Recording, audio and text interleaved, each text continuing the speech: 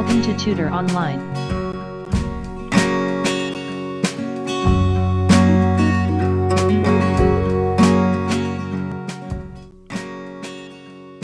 Requested question: how to find inverse of a function. If function of x is equals to 3x minus 1, then find inverse of function of x.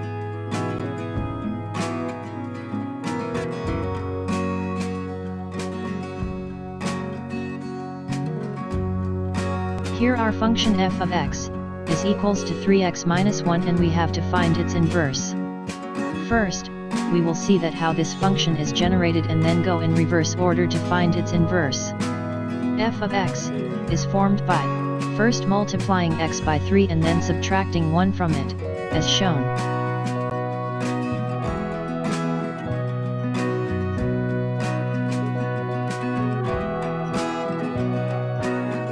To find its inverse we will go in reverse order doing all mathematical operations in reverse. Number that we have multiplied in f of x, we will divide in its inverse, and numbers that we have subtracted in f of x, we will add in its inverse. So first add 1 to x, and then divide x plus 1 by 3, as shown. Therefore inverse of f of x is x plus 1 upon 3.